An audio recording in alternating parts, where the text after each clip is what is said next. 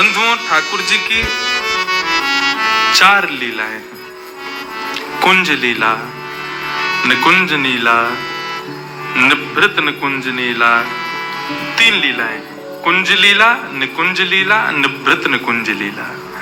कुंज लीला में समस्त ब्रजवासी भी हैं, ठाकुर जी के सखा भी हैं और किशोरी जी की सहचर्या भी हैं। लेकिन जैसे ही निकुंज लीला प्रारंभ होती है तो वहां पर केवल किशोरी जी की सखियां और ठाकुर जी, वहां पर सखाओं का प्रवेश नहीं।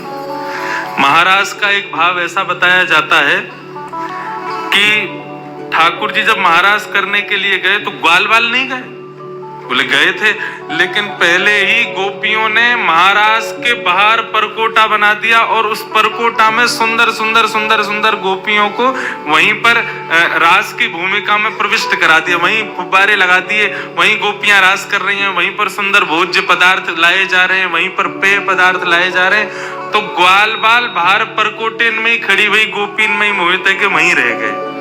भीतर के रास में तो श्री ठाकुर जी ने प्रवेश किया। ये चित्र मैंने दर्शन किया था श्री सरस कुंज जयपुर में। वहां पर महाराज जी अपने अनुभव से चित्र बनवाते थे, तो वहां उन्होंने परकोटा बनवाया रास भूमि के बाहर, और वहां रास में चारों तरफ छोटे छोटे कुंज बना करके वहां कुछ गोपों को ही सखी बना करके वहां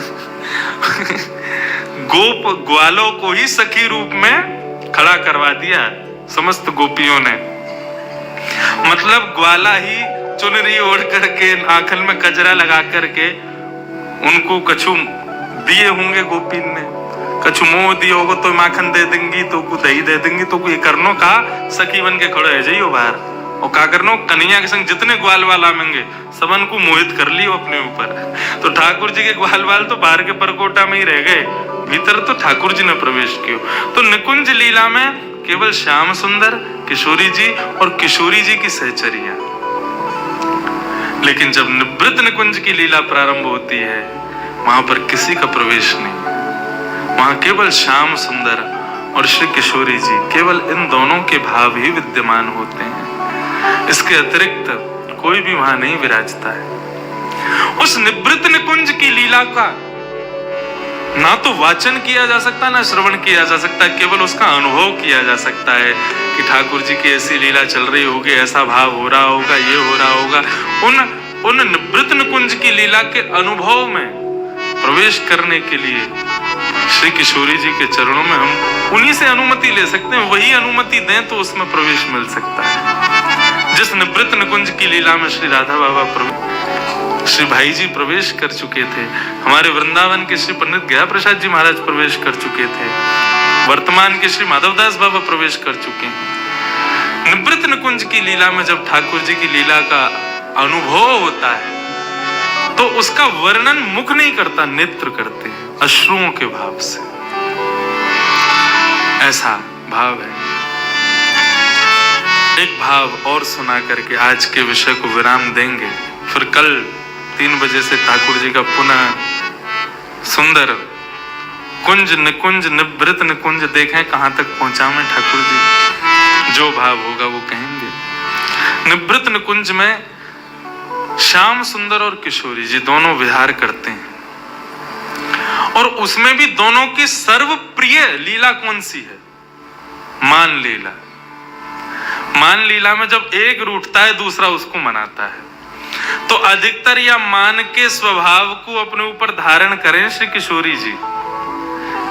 हाँ, डेली मान करेंगी, और कन्हैया चरण दबा रहे हैं, कभी कछु कर रहे हैं, कभी उनकी मनपसंद वस्तु लेके आ रहे हैं, कभी उनके सामने नृत्य करके दिखा रहे हैं, कभी कछु गा के सुना रहे हैं, कभी कोई रूप की वैचित्रता प्रकट करके किशोरी जी को हंसावे को प्रयास करें। किशोरी जी यहाँ मुंह कर लें, यहाँ ते मना में तो इधर मुंह कर लें, और यह तरीका से ठाकुर जी की और किशोरी जी की मान लीला चले। लेकिन लाल जी हमारे इतने निपुण हैं, किशोरी जी मान करें तो घड़ी लगा करके चंद मिनट में ही ठाकुर जी उनको मना लेते हैं, उनको हंसा देते हैं, क्योंकि वो उनके अंदर खूबी है। और फिर दोनों रास विहार करते हैं। आज जब ठाकुर जी किशोरी जी को लेकर के आए यमुना पुलिन पर, ठाकुर जी ने पहले तो स्नान किया, अपना पूरा जोगी भेष हटाया और स्वयं के स्वरूप में प्रकट भये। और जैसे ही दोनों ने प्रवेश किया निभृत निकुंज में, आज किशोरी जी बोली, लाल जी नित्य मैं मान करूं और आप मनाओ, आज आप मान करो, मैं मनाऊंगी। ठाकुर जी बोले नहीं, आप पे ही मान शोभा दे और मनाने की शोभा हम पे ही बढ़िया लगे, या को बदलो मत, आप ही मान करो, मैं मनाऊं। मतलब मान भी यहाँ झूठे को है, झूठे को रूठे और सांची को मनावे। हमारी आपकी तरह ना है जबरदस्ती मान कर लेंगे और फिर वो मनाऊंगे तो वामू रीझे ना है। लेकिन यहाँ झूठे को माने, बिना बात को मान। कैसा मान होता होगा विचार करो, कोई बात नहीं है। ठाकुर जी काय बात से मनाते होंगे, अरे मुझे गलती है मैं ऐसा ना करूंगा, वो कछु करो हो तब तो मान करो, लेकिन मान ही झूठे को है। ठाकुर जी किस भाव से मनाते होंगे किशोरी जी को। लेकिन आज किशोरी जी बोली नहीं, आज आपको हमारी बात माननी पड़ेगी, आप मान करो, हम मनाएंगे। ठाकुर जी बोले मैं मान करूं, बोले हाँ आज आप करो, मुझको सुख देवे के काजे आप मान करो। ठाकुर जी बोले ठीक है, तो आज हम मान करते हैं, आप मनाओ। और जैसे ही मान करके ठाकुर जी मुंह फुला के रूठ के और बैठे, देखो कैसी लीला, रूठ करके ठाकुर जी बैठ गए, मुंह फेर लियो। अब किशोरी जी कभी ठोड़ी पकड़ करके अपनी ओर कर रही हैं, हे श्याम सुंदर कहा भयो, मौसम बोलो। ठाकुर जी फिर मुंह फेर लें। किशोरी जी अच्छा, तो आपको मयूर नृत्य बहुत प्रिय, देखो देखो मैं मयूर की तरह नृत्य करके दिखाऊं, तभी मयूरन को बुला लें, सामने असंख्य मयूर प्रकट हो जाएं, उन सब के मध्य में किशोरी जी नृत्य करें, आकाश से देवी देवता भी केवल श्रवण करें, क्योंकि निभृत निकुंज की लीला में वो भी दर्शन नहीं कर सकते, वे भी कान लगा करके सुनते रहे कि अरे किशोरी जी नृत्य कर रही हैं, उनके नूपुरन से प्रकट होने वाली ध्वनि कितनी मधुर है, किशोरी जी कितनी मधुर लग रही होंगी। हे श्याम सुंदर आप मान मत करो, रीझ जाओ, किशोरी जी को श्रम है रो है। लेकिन ठाकुर जी देखे ही नहीं रहे। किशोरी जी बोली अच्छा नृत्य से नहीं माने तो कुछ भोज्य पदार्थ लाऊं। ठाकुर जी का जी मिष्ठान रबड़ी और अब सब किशोरी जी ने स्वयं सिद्ध कियो, और सिद्ध करके ठाकुर जी के आगे 56 भोग लगाए, और एक एक वस्तु उठा करके ठाकुर जी को कह रही लाल जी पाओ ना, मैं अपने हाथन से पवा रही हूँ, मैंने देखो कैसे बनायो, ये दोहरी गाय के दूध की रबड़ी है, अरे कैसी सुगंधी आ रही है। ठाकुर जी तिरछी नजर तो देख तो ले, मुंह में एक बार जीभ पे चाट तो ले, लेकिन मान कर रहे हैं, माननो ना है, रीझनो ना है। अच्छा तो आप नहीं खाओगे तो फिर मैं ही खाए लूं याकू। जैसे किशोरी जी खावे बैठे, सो ठाकुर जी हाथ बढ़ा के बाद छीन लें धर लें, आप सो ना खाऊंगा खुद खा लूंगा, ऐसा मान करें। लेकिन किशोरी जी थक गई मनाते मनाते, ठाकुर जी ज्यों ज्यों मान में प्रवेश कर रहे हैं त्यों त्यों वो मान असली रूप धारण करते जा रहा हो, सत्य है तो जा रहा। किशोरी जी ने खूब प्रयास किया कि श्याम सुंदर मान जाएं, लेकिन नहीं माने। एक दिन पूरा बीत गयो, एक रात्रि पूरी बीत गई, दूसरो दिन पूरा बीत गयो, दूसरी रात्रि पूरी बीत गई, तीसरो दिन बीत गयो, तीसरी रात्रि पूरी बीत गई, लेकिन ठाकुर जी ने मान नहीं छोड़ा। ठाकुर जी मन में सोच रहे हो बहुत पीछे पड़ रही, मान करो, ले कर ले मान, हमारा मान आज के बाद कहेंगी और ना कि तुम मान करो। लेकिन किशोरी जी को जब श्रम हुआ, मनाते मनाते मनाते जब हार गई, तो किशोरी जी नीचे नजर करके ऊपर एक अटारी पर, एक शिला पर श्याम सुंदर बैठे हैं, और किशोरी जी नीचे हाथ रख के बैठी, और श्याम सुंदर को बार बार देख रही है। बोले आपको 3 दिन से हमने मुस्कुराते हुए ना देखो, आपके चेहरे पर एक प्रसन्नता ना देखी, लाल जी आप जानो ये कितना कष्ट दे रहे हो हृदय को, एक बार मान जाओ श्याम सुंदर। लेकिन ठाकुर जी नहीं माने।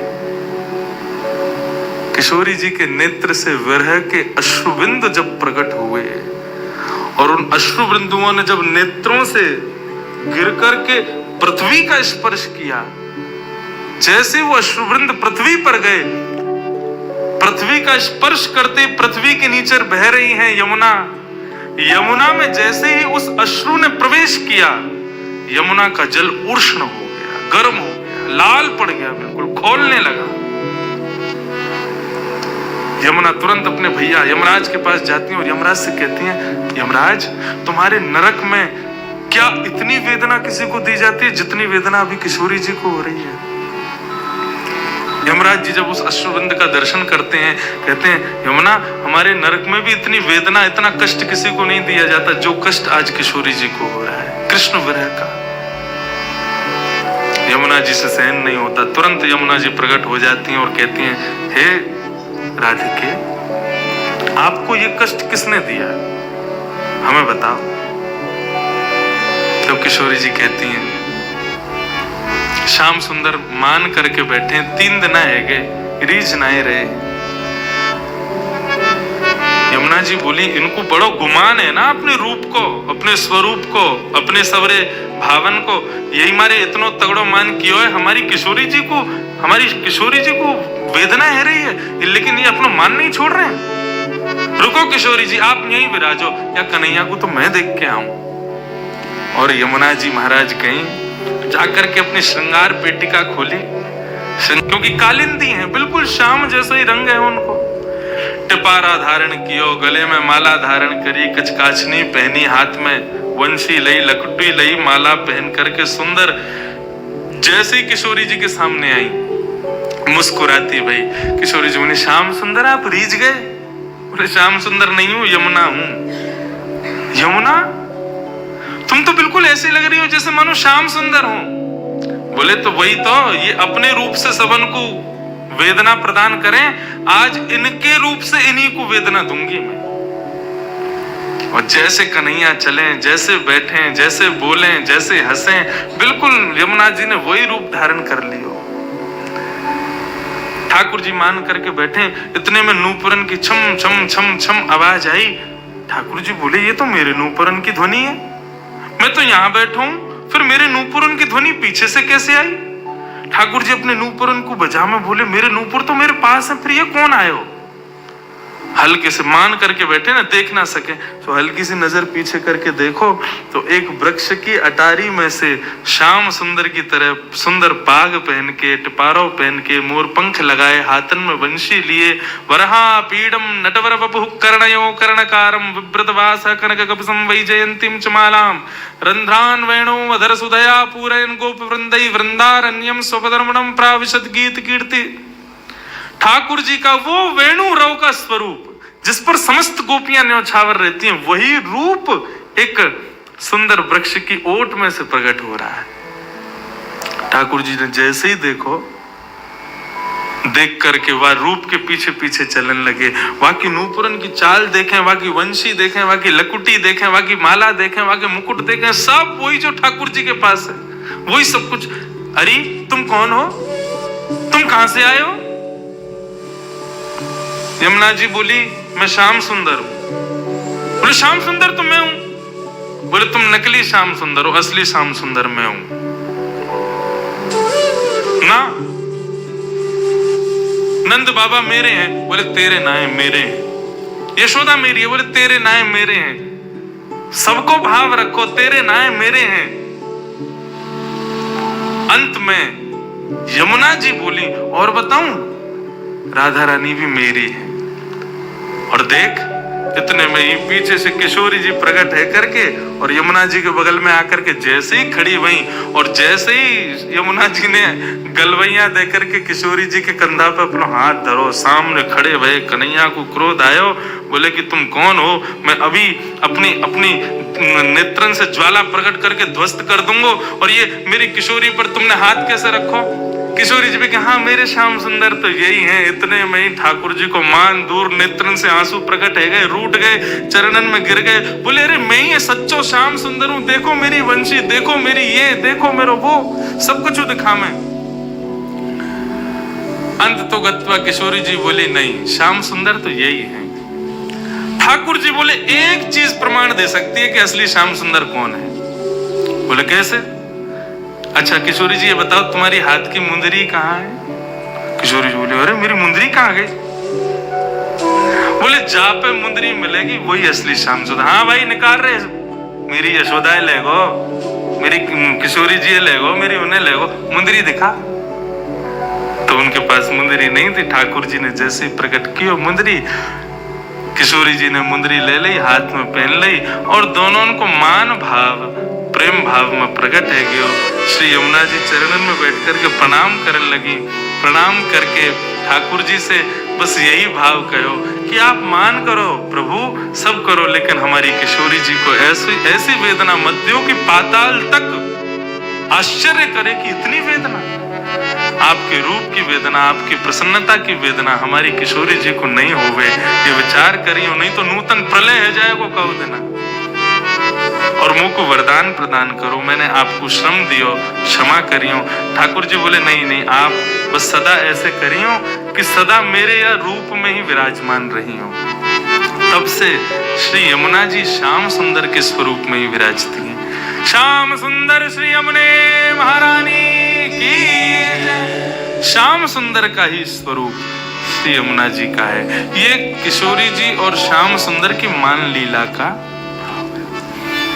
तो ऐसे बंधुओं, ये निभृत निकुंज लीला है, कुंज लीला है, निकुंज लीला है, निभृत निकुंज लीलाएं हैं। ये सब किशोरी जी की लीलाएं हैं। आज निभृत में नेक प्रवेश करायो, कल ना जाने किशोरी जी कहाँ पहुंचा। सदा सदा इन किशोरी जी के चरणन में हम प्रणाम करें। हम ब्रजवासी इनकी स्वामिनी हैं। आप लोगों पर कृपा है कि आप नागपुर के निवासी होके, महाराष्ट्र के निवासी होके, मारवाड़ी समाज में होकर के भी किशोरी जी को अपनो मानो, अपनो जानो। या बात निश्चित मुझको कल से ही आभास है कि किशोरी जी भी या घर को अपनो ही माने। ये उन्हीं की काकी है, ये उन्हीं के भैया है, ये पूरा उन्हीं को ही परिवार है। लेकिन बस भाव इतनो है, यहाँ संबंध बनानो पड़े, लेकिन हमारे ब्रज में जन्म लेवे वारो ही किशोरी जी को ही है। या बात में हम नेक ऊपर हैं आपसे कि हमारो ब्रज में जन्म भयो तो हमारा कोई संबंध बनानो नहीं पड़ो, हम तो हैं ही किशोरी जी के। हम श्री किशोरी जी के सदा रहें, बस यही भाव है। एक बिहाग का पद गा करके वृंदावन को और श्री किशोरी जी को हम प्रणाम करें। और फिर कल पुनः 3 बजे से ये मंगल रस चर्चा हम श्रवण करेंगे। कर वृंदावन वास रे मन, कर वृंदावन